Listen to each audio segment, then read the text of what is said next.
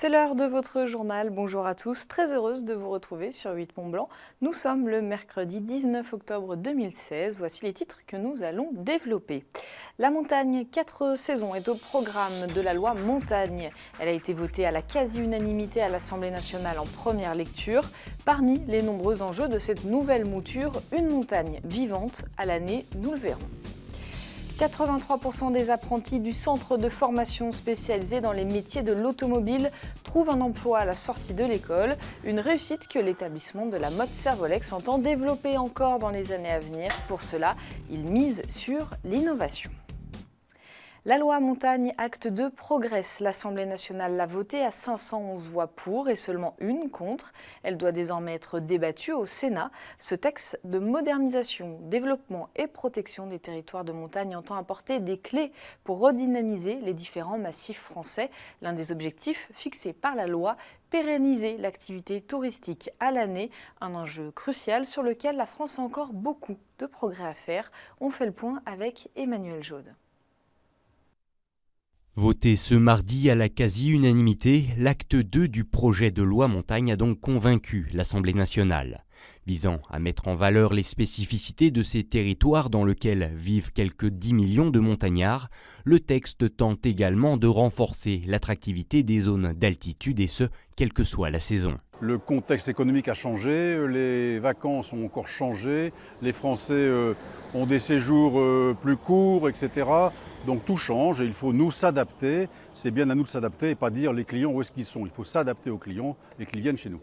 Un constat qui tend à se généraliser et que la montagne française a désormais bien compris. En effet, en cette fin d'été, 73% des professionnels du tourisme d'Auvergne-Rhône-Alpes se déclarent satisfaits de leur saison.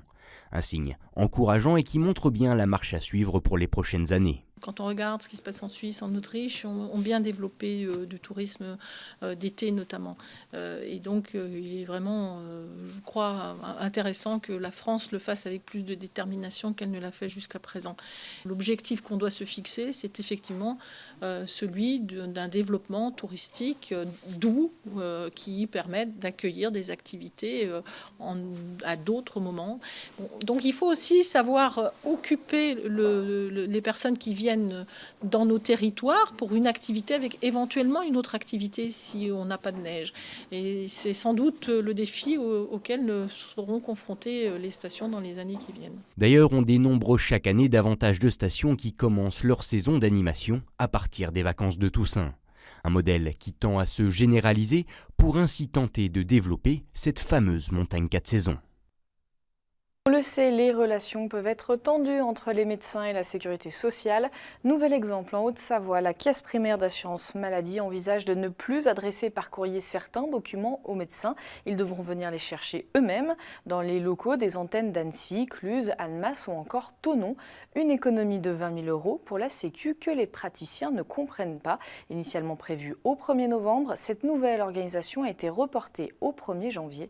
On écoute le président de l'Ordre des médecins de Haute-Savoie. La caisse a fait un tabac, et le tabac c'est pas bon pour la santé, en nous demandant dorénavant d'aller chercher les documents non identifiés, documents préimprimés, d'aller les chercher nous-mêmes à la caisse. Ce qui pose problème dans une période où on veut parler de simplification administrative, dans une période où la démographie médicale est catastrophique et où on a de plus en plus de mal à trouver un médecin. Vouloir nous envoyer à la caisse une fois, 2 fois ou plus par an pour aller chercher des documents, c'est pas notre mission. Le médecin, il doit être au service de ses malades. Si maintenant il doit faire chauffeur-livreur, avec tout le respect que j'ai pour cette profession, c'est pas normal. Alors, à l'instant où je vous parle, je reçois un mail disant que c'est reporté. On espère que la caisse va revenir à la raison, qu'on va pouvoir entamer une discussion, parce qu'en fait, c'est quelque chose qui a été fait de façon unilatérale, mais on ne va pas aller chercher nos documents, donc la profession est effectivement assez remontée sur ce sujet. Je pense que la caisse va le comprendre et qu'on va rapidement revenir dans des relations apaisées. Direction la Motte Servolex maintenant pour découvrir Technopolis. Derrière ce nouveau nom un peu futuriste se cache le centre de formation d'apprentis spécialisé dans les métiers de l'automobile. L'inauguration officielle des locaux de cette structure axée sur l'innovation technologique a eu lieu ce mardi soir et Sébastien Germain y était. Vu de l'extérieur, le bâtiment en impose. Même constat à l'intérieur. Le centre de formation d'apprentis de Lherrier à la mode Servolex, devenu officiellement Technopolis, est un véritable pôle d'excellence dédié au métier de l'automobile et à l'apprentissage. Être en apprentissage, ce n'est pas être en échec scolaire. Et c'est une vraie volonté pour les jeunes qui sont là. Nous espérons accueillir d'ici 2020 750 jeunes. Après 3 ans de travaux et 14 millions d'euros investis, la surface de Technopolis est passée de 5 000 à 8 000 m². Le centre de formation se veut être à la pointe de l'innovation pédagogique avec sa trentaine de formateurs qualifiés. L'accent est mis sur les technologies du futur et la nouvelle place que va occuper l'automobile dans le système global de mobilité. Aujourd'hui, plus que jamais, la profession a besoin de jeunes extrêmement qualifiés, car les mutations technologiques font qu'aujourd'hui les systèmes d'électronique et d'informatique embarqués et l'hyperconnectivité des véhicules nécessitent des compétences de très haut niveau. Avec cette montée en gamme, l'équipe dirigeante de Technopolis se fixe un objectif simple: profiter de la bonne santé de l'industrie automobile et former les meilleurs éléments possibles. En attendant de se retrouver un jour sur le marché du travail, les 530 apprentis de Lherrier continuent de suivre un cursus qu'ils savent proche de l'excellence. Ça me porte donc un diplôme qui après pourra me permettre d'évoluer dans un garage, parce que je continue dans un garage. C'est vrai qu'on a un matériel très performant, on a vraiment des maquettes, des choses bien pour travailler dessus. Et pour la région Auvergne-Rhône-Alpes, Technopolis montre également l'importance accordée à la filière de l'apprentissage. Quand on regarde le taux de réussite aux examens qui est de plus de 90% et le taux de placement qui selon les niveaux fluctue entre 50 et 90%, on se dit que la branche d'apprentissage soutenue par une filière, localement, régionalement, nationalement, c'est sans aucun doute une voie toute tracée pour des jeunes qui sont tant en difficulté d'emploi en ce moment. Technopolis, c'est aussi le repère de Lherrier, le foyer d'hébergement.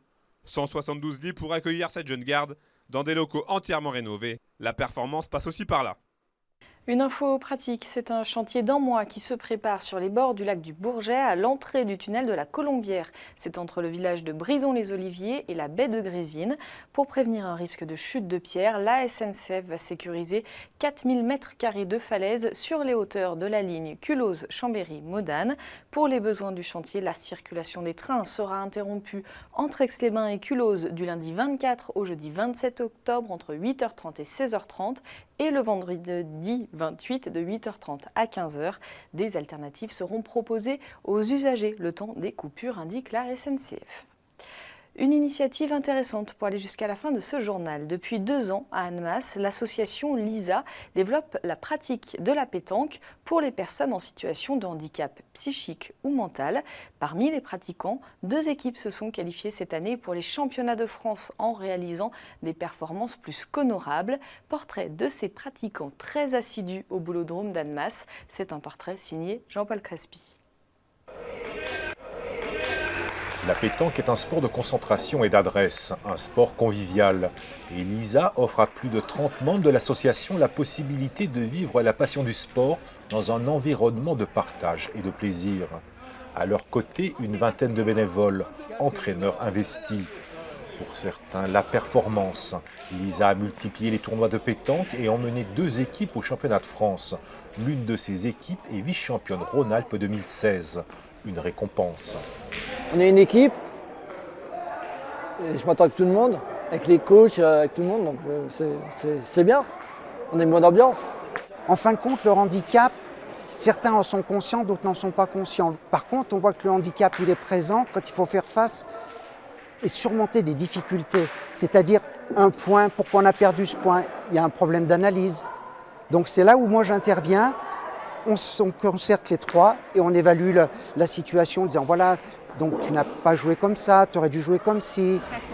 De belles victoires, quelques défaites aussi, mais surtout de très beaux sourires et des moments de joie. Pour parvenir à une telle complicité, tous participent assidûment aux entraînements au boulodrome d'Annemasse le samedi après-midi. C'est le plaisir, c'est le partage, c'est le bonheur. Et pour moi, j'ai aimé. Pour moi, j'ai tout aimé, quoi. Et pour nous, c'est vrai que faut être tenter ce qu'on fait. Quand on s'entraîne, il faut être concentration, parce que si on n'est pas concentré, on n'a pas de temps à l'autre jeu. Les 30 membres de l'association, personnes en situation de handicap mental, intellectuel ou psychique, pratiquent la pétanque pour son esprit d'équipe. Un exercice pour affirmer leur citoyenneté, une démonstration réussie d'accessibilité. Car l'ISA, c'est leur association. Tous se l'ont véritablement approprié dans le jeu et la persévérance. C'est la fin de cette édition. Merci de votre fidélité à l'information sur 8 Mont Blanc. Merci à toute l'équipe. Juste après ça, vous retrouvez Destination Montagne. Emmanuel Jaude nous emmène dans la vallée du Gifre avec les guides de haute montagne. Nos programmes continuent donc tout de suite sur 8 Mont Blanc et sur 8montblanc.fr. Passez une très belle soirée. À demain.